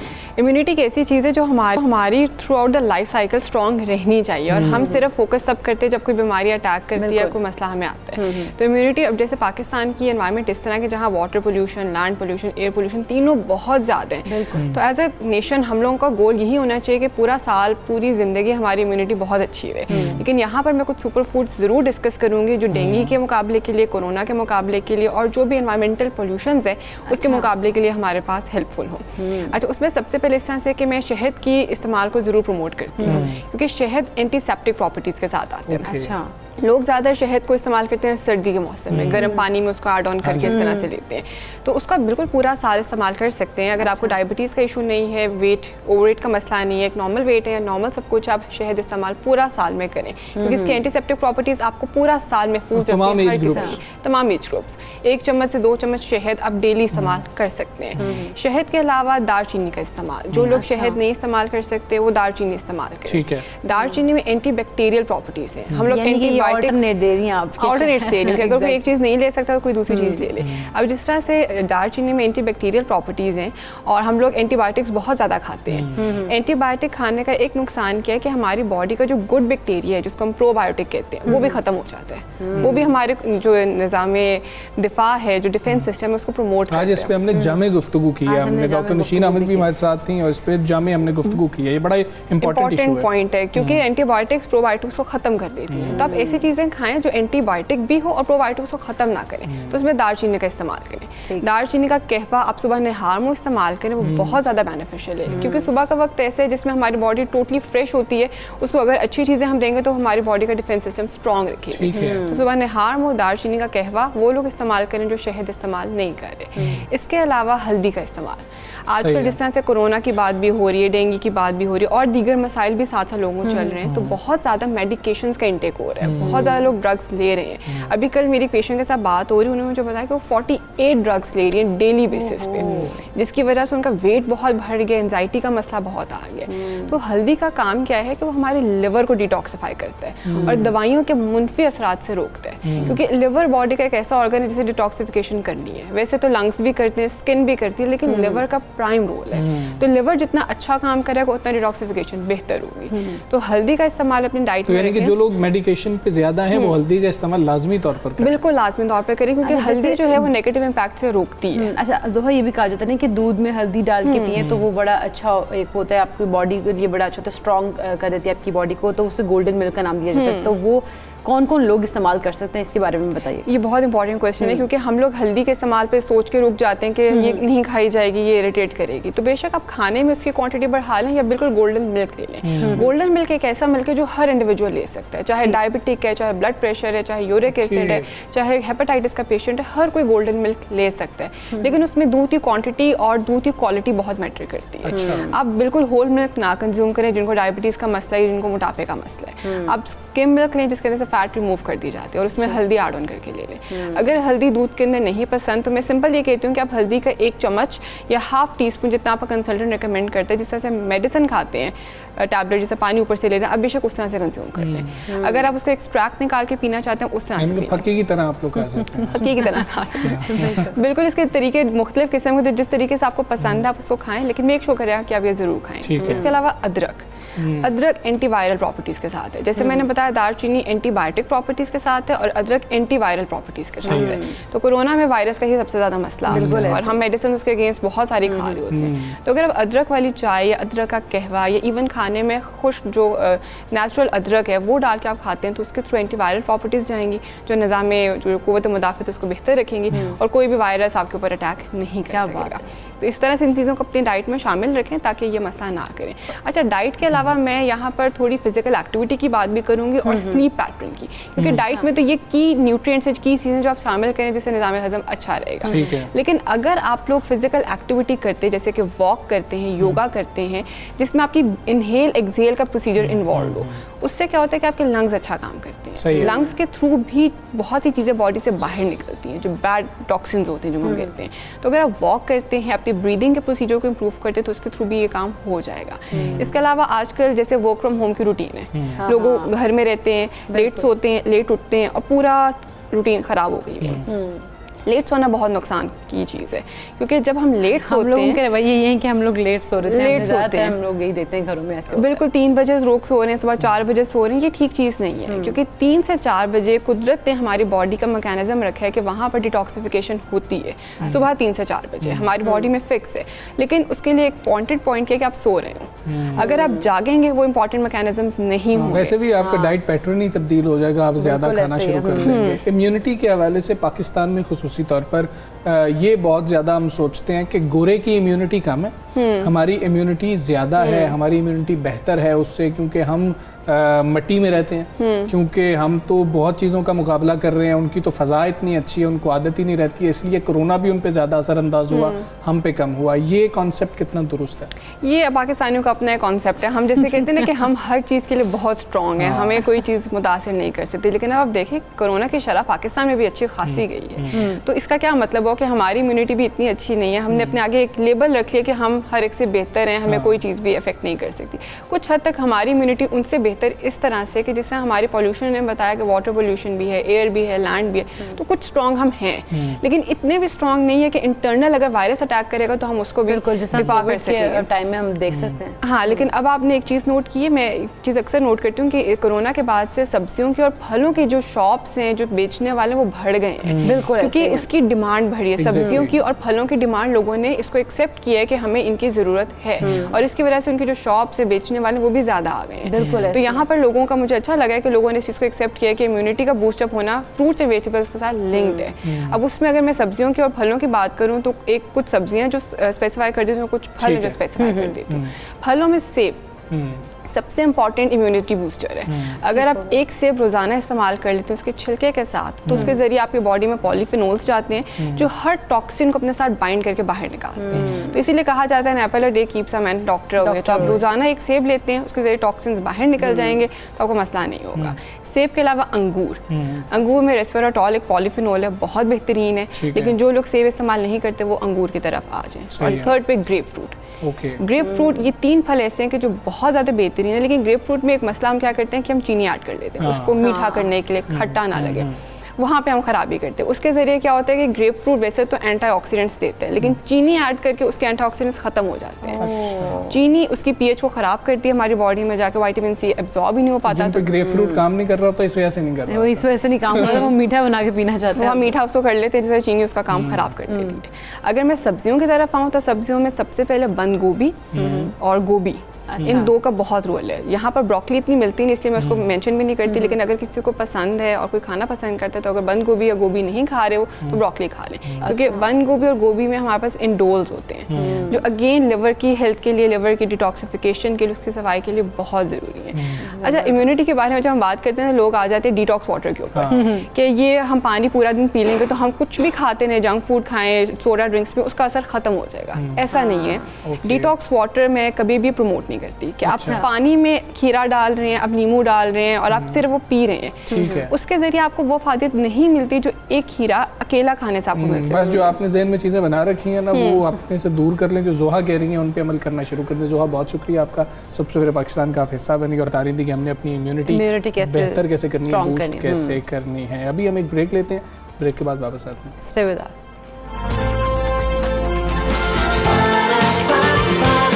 सुबह सवेरे पाकिस्तान, सुबह सवेरे पाकिस्तान।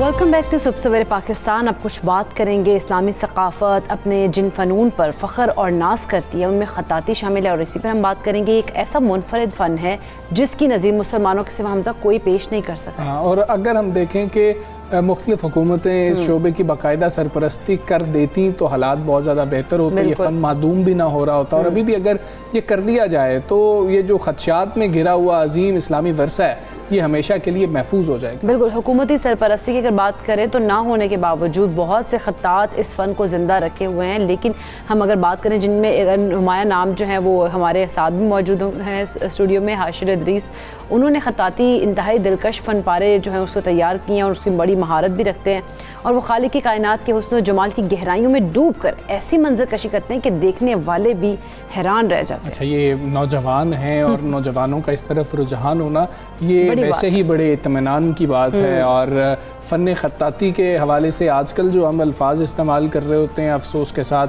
कि मादूम होता जा रहा है ये फ़न, नौजवान इस तरफ नहीं आ रहे हैं। फिर कंप्यूटराइज्ड जब हम देख रहे हैं कि चीज़ें आना शुरू हो जाती हैं तो शायद इसकी तरफ वो फोकस नहीं रहा। लेकिन हाशिर से हम बात करेंगे और ये जानने की कोशिश करेंगे कि ये इधर कैसे है। अस्सलाम वालेकुम हाशिर, गुड मॉर्निंग। हम पहला तो यही आपसे पूछेंगे, नौजवानों को तो अब हम देखते हैं कि वो डिजिटल की तरफ जा रहे हैं, आप किधर आ गए इस साथ में? सर एक्चुअली ये आपकी जो है ना मतलब इंटेंशंस के ऊपर चीज़ होती है सब कुछ कि आपकी इंटेंशंस क्या हैं।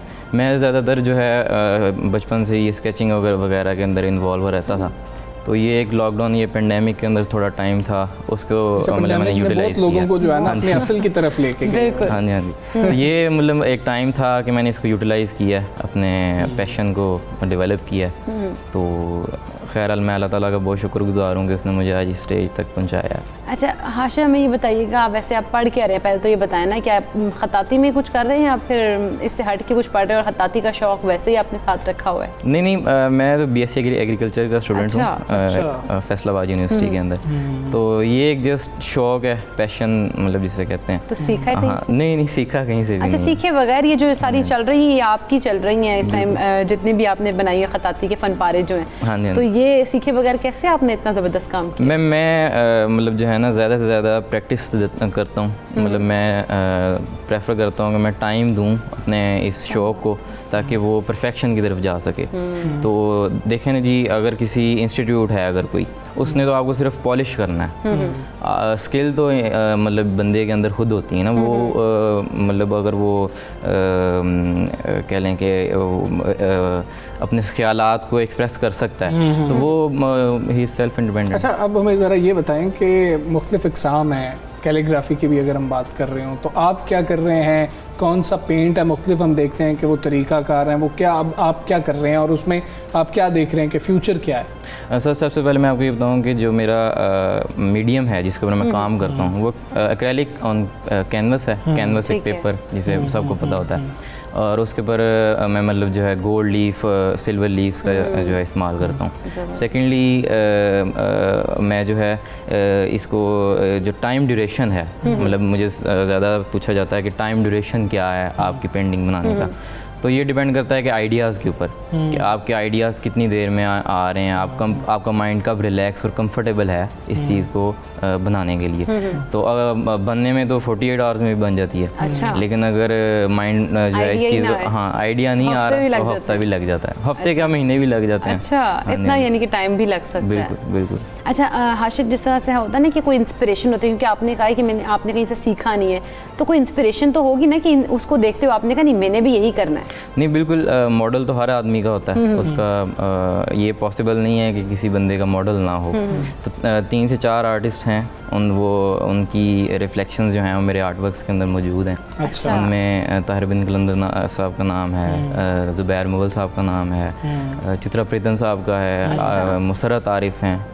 तो इनकी जो मतलब डिफरेंट्स हैं कि मैं बैकग्राउंड कहाँ से लेता हूँ, मेरा स्टाइल का वो जो कैलीग्राफी का जो फ्री स्टाइल कैलीग्राफी मैं करता हूँ, तो वो ज़्यादातर जो है मेरी पेंटिंग्स के अंदर। अच्छा, आज दाद देने वाले मौजूद हैं कि आप ये काम कर रहे हैं तो उस पर दाद, क्योंकि जब तक आपको उस पर अप्रिशिएट नहीं, किसी भी काम पे आप बहुत ही अच्छा काम कर रहे हो तो उस पर आपको अप्रिशिएट नहीं किया जा रहा होता तो फिर आपकी जो मोटिवेशन है वो कम होना शुरू हो जाती है। तो दाद वाला सिलसिला भी जारी है या लोग वो भी ख़त्म होते जा रहे हैं? हाँ जी सर, मैंने जब तक ये एग्जीबिशन अपनी नहीं करवाई थी रहीमिया खान के अंदर, साउथ पंजाब में मतलब हमारा है ये रीजन, वहाँ पर मुझे उम्मीद नहीं थी कि मुझे ये रिस्पांस मिलेगा एग्जीबिशन के ऊपर। मैं तो ये उम्मीद रखता था कि किसी ने आना भी नहीं है, लेकिन इनफैक्ट वहाँ पे मेरी सारी जो आर्ट वर्क्स थे वो पहले दिन ही सोल्ड आउट हो गए थे। तो एक एक्सट्रीम एप्रिसिएशन थी वो मेरे लिए। अच्छा, आप मतलब कि अमीर भी होते जा रहे हैं साथ साथ माशाल्लाह आर्ट के साथ, ये बड़ा ज़रूरी है। ज़बरदस्त बात है वैसे। अच्छा हाशिर, घर से कितनी सपोर्ट मिलती है? वो नहीं कहते कि क्या पढ़ाई छोड़ के तुम ये कर रहे हो, या फिर कहते हैं कि इसको करो पढ़ाई ये वाली रहने तो फिर? नहीं, मैं मानता हूँ कि जितना ये जो भी आज मैं हूँ यहाँ पर, जो मेरे स्किल्स हैं जो पॉलिश हुए हैं वो सिर्फ मेरे वाले साहब की सपोर्ट की वजह से हुए हैं। उनकी जो एक मॉरल सपोर्ट मेरे साथ रही है, अगर वो ना होती तो मैं आज यहाँ इस स्टेज पे ना होता उनकी। क्योंकि मैं ये एक ऐड करना चाहूँगा, हमारे एक ट्रेंड बन चुका हुआ है कि हमारे जो लोग हैं वो रिज़ल्ट ओरिएंटेड होते जा रहे हैं। वो कहते हैं कि हमें हर चीज़ का रिज़ल्ट पहले दिखा दिया जाए, तो फिर हम डिसाइड करेंगे कि आपको ये काम करने देना है या नहीं। लेकिन इस चीज़ के अंदर मेरे वाले साहब का जो है बड़ा एक रोल बड़ी है। अच्छी बात है। जो नौजवान हैं जो कर मतलब कि उनमें शौक़ है, उनको लगता है कि ये स्किल भी हमारे अंदर मौजूद है, लेकिन वो उसको जारी नहीं रख पा रहे, या तो पेरेंट्स इजाज़त नहीं दे रहे या मुआशरा इजाज़त नहीं दे रहा कि इसके अंदर तो शायद फ्यूचर ही नहीं है। उनको क्या मैसेज देंगे? सर उनके लिए मैसेज मेरा यही है कि सबसे पहले आपको घर से सपोर्ट होनी चाहिए। अगर आपके पेरेंट्स आपके साथ हैं तो वो आप कुछ भी पॉसिबल है। फिर बेशक आपकी वो सेल होती हैं, आर्ट वर्क सेल होते हैं, नहीं होते, अगर आपको सपोर्ट है, एप्रिसिएशन मिल रही है तो वो आप कुछ भी कर सकते हैं। तो मेरा ये इस पॉइंट के ऊपर गुजारिश मेरी वालिदैन से ही है कि उनको अपने बच्चों की जो डेवलपमेंट है इस तरह की एक्टिविटीज़ के अंदर उनको सपोर्ट किया जाए इसके अंदर, ताकि वो देखें ना जी, पढ़ाई हर चीज़ नहीं होती, स्टडी हर चीज़ डिफ़ाइन नहीं करती। आपका माइंड जब तक रिलैक्स नहीं हो सकता आप आजकल तो वैसे भी बात होती है डिग्री के साथ स्किल्स का होना भी बहुत ज़्यादा ज़रूरी है, तो ये एक स्किल आपके पास बड़ी ज़बरदस्त बात है। अच्छा, हम अगर बात करें आप जिस तरह से कर रहे हैं, अगर कोई और किसी का शौक़ है और वो करना चाहता है तो ये कुछ महंगा भी है?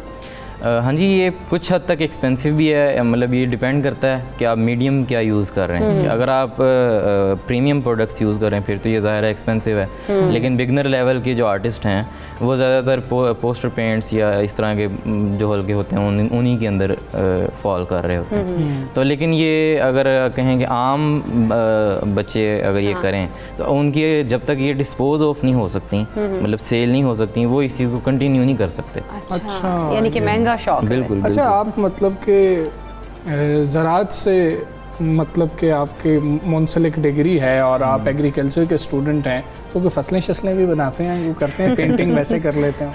हाँ जी सर, दिल करता है कि यार ये वाली फसल बना ली जाए। नहीं सर, मैं सिर्फ काम करता हूँ अरेबिक कैलीग्राफी के ऊपर, तो मैं पोर्ट्रेट्स और लैंडस्केपिंग वगैरह नहीं करता। बिल्कुल भी नहीं करता, कभी दिल भी नहीं करता? बिल्कुल भी नहीं। अच्छा, चलिए, देखें एक सुकून है ना, आपको आपके दिल का सुकून है, वो मुझे बस अरेबिक कैलीग्राफी के अंदर मिलता है, तो मैं इसलिए उसी को करता हूँ। ठीक है आशिर, बहुत शुक्रिया आपका। सबसे पाकिस्तान का आप साहब बने हैं और नौजवान अभी इस फ़न को, फ़न ख़त्ताती को जो है मादूम नहीं होने देंगे, और ये वो मिसाल दे रहे हैं। और अगर हुकूमती सरपरस्ती हो तो ये फ़न जो है इसको मज़ीद जो है इन लोगों की जो इससे मुंसलिक हौसला अफजाई भी हो सकती है, हौसला अफजाई होगी और वो इसमें बढ़ चढ़ कर हिस्सा भी लेंगे। आगे बढ़ें, कुछ हाँ जी, हम क्रिकेट की बात करें। क्रिकेट की बात करें, कुछ अफवाहें थी ना, नहीं पहले अफवाहें थी ना हमजा, अब अफवाहें जितनी भी थी वो अब हकीकत का रूप बनकर हमारे सामने आई। कुछ तब्दीलियां हो गई हैं जिसका सब बार बार कहे थे कि तब्दीलियां होनी चाहिए, और आज़म खान पर तनकीद हुई थी बहुत ज़्यादा, तो फिर इतनी तनकीद का नतीजा ये निकला कि वो आउट हो गए आज़म खान जब बाहर। अच्छा, कुछ तब्दीलियाँ जो हुई हैं आप सब जानते हैं, क्योंकि कल से जिक्र उसका हो रहा था। जो हमारे चीफ सेलेक्टर साहब हैं उन्होंने कुछ जवाब भी बताया, पेश किया है कि क्यों ये तब्दीलियाँ की गई हैं, क्या हुआ है, वो आपको सुनाते हैं। जो वर्ल्ड कप का स्क्वाड था वो गया था, और उसके बाद इंटरनेशनल हमारी होम क्रिकेट होनी थी जो कि अनफॉर्चुनेटली हो नहीं सकी, और उसके अंदर हमने चीज़ों को दोबारा से रिव्यू करना था। 2 चेंजेस हमने की हैं ओरिजिनल स्क्वाड के अंदर, कि 2 लड़के 18 के बाहर से टीम के अंदर आते हैं, जिसमें सबसे पहले अगर आपको नज़र आते हैं कि आज़म खान की जगह सरफराज अहमद आए हैं, और उसके बाद बॉलिंग में हमें लग रहा था कि एक हमारे पास ऑप्शन एक्स्ट्रा है जिसकी जगह हम बैट्समैन हम एक्स्ट्रा एक लेके आ सकते हैं, तो वो हसनैन की जगह हैदर अली 15 के स्क्वाड के अंदर आए हैं। और सही, तो गुफ्तगू आपने इनकी सुनी है। दूसरी जानिब अच्छी खबर ये भी है कि न्यूजीलैंड क्रिकेट बोर्ड ने दौरा पाकिस्तान रीशेड्यूल करने के लिए जो है उसकी मतलब तस्दीक भी कर दी है, और पाकिस्तान का जो दौरा था वो रीशेड्यूल करने के लिए कीवी बोर्ड पीसीबी के साथ राब्ते में, और न्यूजीलैंड क्रिकेट के चीफ एग्जीक्यूटिव पीसीबी के साथ बातचीत भी कर रहे हैं हमजा। और पाकिस्तान क्रिकेट बोर्ड के चेयरमैन रमीज़ राजा का कहना है कि अगले हफ्ते तक न्यूजीलैंड की तरफ से अच्छी खबर मिलने की जो है उम्मीद भी है। T20 कप की बात कर लें तो वो भी जारी है, लेकिन उसका अब जो मामला है वो उतना लोगों के लिए अट्रैक्टिव नहीं रहेगा, क्योंकि टीम के सिलेक्शन से ज़्यादा उसको जोड़ा जा रहा था। खैर वो तो अपनी तरफ जारी ही है। हम बात करेंगे, हमारे साथ मौजूद हैं साहब के टेस्ट क्रिकेट सुहेल साहब। आमिर सुहेल साहब अस्सलाम वालेकुम, गुड मॉर्निंग सर। ये जो तब्दीलियाँ की गई हैं और ख़ास तौर पे हसनैन को बिठाया गया, उनकी जगह बैट्समैन को ऐड किया गया, हैदर अली को, और आज़म खान की जगह सरफराज को शामिल किया गया है, आप क्या देख रहे हैं कि ये तब्दीलियाँ कैसी हैं? फिर फ़खर की एंट्री, खुशदिल का रिजर्व्स में चले जाना। देखिए चेंजेस तो ये सारी हुई हैं प्रेशर की वजह से, और तो क्रिटिसिज्म हुआ है और उसके ऊपर ये चेंजेस किए हैं। और मेरा अपना ज़ाती ख्याल है कि एक आध चेंज जो है वो इसमें जो इन्होंने की है अभी उसकी ज़रूरत नहीं थी। दुबई, शारजाह और अबू धाबी ये पाकिस्तान के बहुत करीब है। यहाँ से कोई भी बंदा जो है, इतनी ज्यादा फ्लाइट जारी होती है, आप किसी टाइम पे भी with in couple of hours बंदे को दुबई भेज सकते हैं। तो ये एक जो चेंज है वो मेरी समझ में आई। फखर जमान को इन्होंने देखे आए हैं, उसकी तो वजह समझ आती है कि आपके रिजवान फॉर्म अच्छी नहीं है, वो बैटिंग में स्ट्रगल कर रहे हैं, लेकिन फखर जमान को देख के आए हैं, वो तो मिडल ऑर्डर पे बैटिंग कर रहे थे अभी नेशनल T20 कप में। उसके बाद आप सरफराज को लेके आए हैं। अगर सरफराज की जगह आप ऑलराउंडर को ले आते हैं तो अबू धाबी में आपके लिए बहुत ज्यादा एडवांटेज हो जाता है, क्योंकि वहाँ पे पिचेस जो है वो बहुत ज्यादा अच्छी है, टायर्ड पिचेस हैं, हाई स्कोरिंग मैचेस नहीं हो रहे। और अगर आपके पास कोई स्पिन बॉलर होता जो ऑलराउंडर होता, वो आपके लिए बड़ा एडवांटेज है। तो सरफराज की सिलेक्शन जो है ये अंडर प्रेशर है। और हैदर अली की मैं चाहूँगा कि जो सिलेक्शन है वो बिल्कुल ठीक है, वो अच्छी फॉर्म उसने दिखाई है और रिस्पॉन्सिबिलिटी से खेल रहा है, तो मैं समझता हूँ वो रिप्लेसमेंट ठीक हुई है। सही। अच्छा आमिर सुहेल साहब, शोएब मलिक की बड़ी बातें हुई थी कि उनको भी हिस्सा बनाना चाहिए था, तो आप इस पे क्या कमेंट करेंगे? अगर उनको शामिल कर लेते क्योंकि तो इनके जो हम देखिए वर्ल्ड T20 में उनका फ़ायदा नहीं हो सकता था, क्योंकि उनके पास तो बड़ा तजर्बा है इसके ऊपर। मैं यही कह रहा हूँ कि अगर आप शोएब मलिक को रख देते हैं, वो ऑफ स्पिन भी करते हैं और साथ में बैट्समैन भी है, तो आपको एडवांटेज है। बिल्कुल। आपके पास रिजवान अगर है, तो विकेट कीपिंग भी करनी है, फर्स्ट चॉइस तो वो होंगे। जी जी। सरफराज को अगर आपने लेके जा रहे हैं, उसकी जगह शोएब मलिक को ले जाते हैं, तो वो आपके लिए बहुत बेहतर होता है। लेकिन ये जो सरफराज को लेके जा रहे हैं, ये तो पाकिस्तान क्रिकेट बोर्ड जो है घुटनों पे लेट गया। ठीक है। अच्छा आमिर सुहेल साहब, एक अहम बात यह है कि अगर हम देखें इस पूरी सिलेक्शन के अंदर, तो हमने एक बॉलर को कम किया, यानी कि हसनैन को कम किया, उनकी जगह बैट्समैन को शामिल किया गया। वहाब रियाज की परफॉर्मेंस बहुत अच्छी थी, और फिर हम बात कर रहे हैं UAE की ख़ास तौर पर बात कर रहे हैं, तो एक सीनियर बॉलर अगर होता, आपको नहीं लगता कि हमारी बॉलिंग स्ट्रेंथ जो थी उसको वो बेहतर हो रही होती, हमें फ़ायदा होता वहाँ पर? देखिए इस वक्त और भी आपके पास बहुत अच्छे फास्ट बॉलर्स हैं, यंग फास्ट बॉलर्स हैं, आप उनका भी सोच सकते थे, लेकिन जिस तरह की पिचेस हैं वहाँ पे काफ़ी ज़्यादा जो है थकी हुई पिचेस हैं, वहाँ पे लो स्कोरिंग मैचेस हो रहे हैं, इसका मतलब है तेज तो उसमें है नहीं। तो आपको अगर यहाँ पे अगर बहुत ही अगर आप बॉलर की तरफ देख रहे हैं, तो ऑलराउंडर आपको सिलेक्ट करने की जरूरत है, जिसके ऊपर मैं समझता हूँ कि एक दफ़ा फिर जो पाकिस्तान या जो सिलेक्शन कमेटी है उन्होंने मिस्टेक की है, और उसके साथ साथ पाकिस्तान क्रिकेट बोर्ड भी जो वो प्रेशर में आके इस तरह की चेंजेस कर रहा है, तो वो समझ से पार है। और फखर जमान जो देखें, उसकी सिलेक्शन के ऊपर मुझे कोई एतराज नहीं, लेकिन वो किस नंबर पर खेल रहा है। जी जी। आप ये देखिए T20 आपका जो नेशनल कप हो रहा है, उसमें जो ओपनर्स हैं वो मिडल ऑर्डर खेल रहे हैं, हाँ जी। जो मिडल ऑर्डर है वो ओपन कर रहे हैं। एग्जैक्टली। आप तैयारी कर रहे हैं वर्ल्ड कप की, और पिचेस भी आप ठीक है आमिर सुहेल साहब, अगर सुहेब मकसूद का फैसला आज ये होता है कि वो ट्रैवल नहीं कर सकते हैं, तो फिर आप क्या तब्दीली समझते हैं कि होनी चाहिए सुहेब मकसूद की जगह? मलिक की ऑप्शन ही आएगी, या फिर हम खुशदिल को रिजर्व्स में हैं शामिल कर देंगे?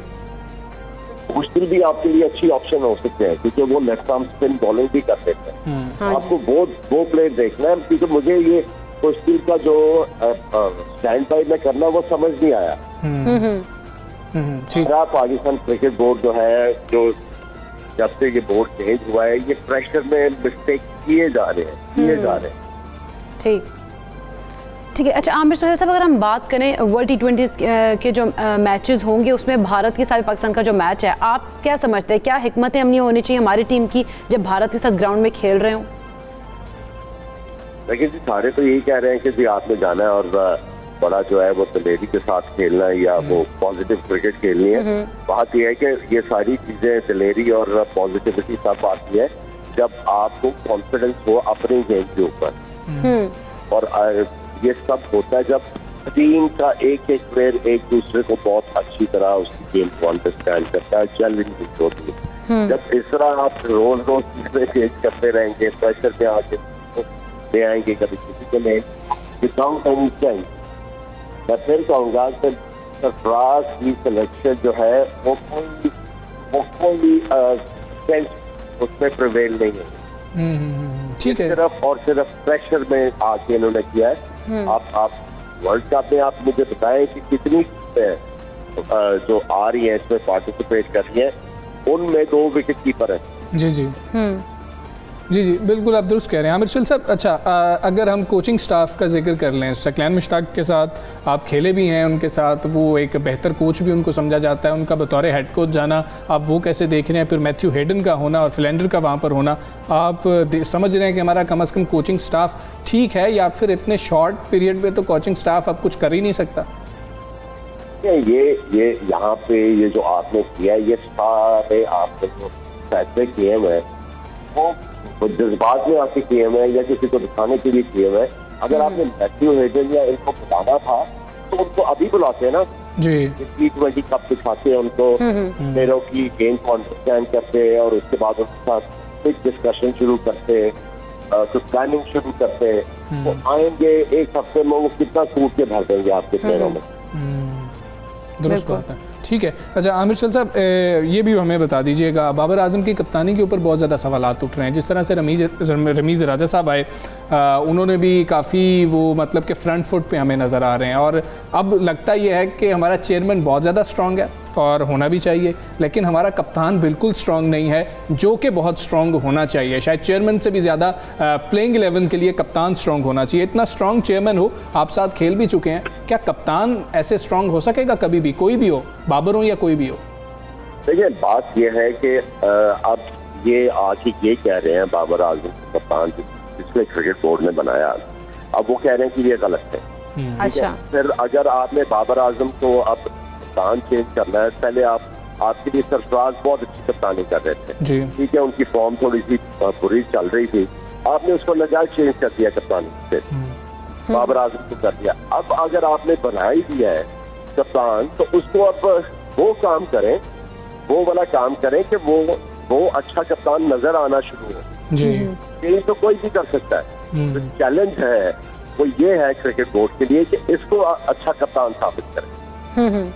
ठीक है, ठीक है। अच्छा आमिर सुहेल साहब, जिस तरह से हम अगर अब जिस तरह से टीम बन गई है, अब हमारे सामने सारी टीम आ भी गई है, ये क्लियर हो गई है, आप समझते हैं कि जो अब टीम सेलेक्ट हुई है ये वर्ल्ड T20 में बेहतर परफॉर्म करेगी, हमें अच्छे मैचेस देखने को मिल सकेंगे? अब देखिए वहाँ पे जो कंडीशन है वो तकरीबन पाकिस्तान के जो 70% सेंटर्स हैं उसमें इसी तरह से चल रही है, और मैं काफी ज्यादा हैरान हुआ जो आपका मैच T20 कप हो रहा है, इसके ऊपर आपको थोड़ी सी स्लो पिचेस जहाँ पे टर्न हो या गेम फंसता हो वो बनी होनी चाहिए थी, क्योंकि अभी देखिए जो UAE में मैचेस हो रहे हैं वहाँ पे सारे मैचेस ऑलमोस्ट लो स्कोरिंग हो रहे हैं, 150 के करीब स्कोर हो रहा है। हमें भी इस तरह की पिचेस बनानी चाहिए थी ताकि हमें ज्यादा अच्छा अंदाजा होता कि हमारी टीम कहाँ पे है, लेकिन मैं अभी भी समझता हूँ कि हमारी टीम में रिसोर्सेज है कि हम लोग अच्छा कर सकते हैं, लेकिन शर्त यह है कि अच्छी प्लानिंग हो और प्लान को अच्छी तरह एग्जीक्यूट किया जाए। बिल्कुल ठीक है, प्लान को बेहतर एग्जीक्यूट किया जाए तो टीम में अभी भी करंट नज़र आ रहा है आमिर सुहेल साहब का। आमिर सुहेल साहब बहुत शुक्रिया आपका, सबसे पहले पाकिस्तान से आप बात हम भी यही उम्मीद कर रहे हैं अब जो नई टीम सेलेक्ट हो गई है, जो तब्दीलियाँ हुई हैं वो बेहतरी के लिए हों और पाकिस्तान अच्छा परफॉर्म कर रहा हो। और प्रोग्राम का वक्त ख़त्म हुआ, अपना बहुत ख्याल रखिए, हमें इजाज़त दीजिए, अल्लाह हाफ़िज़।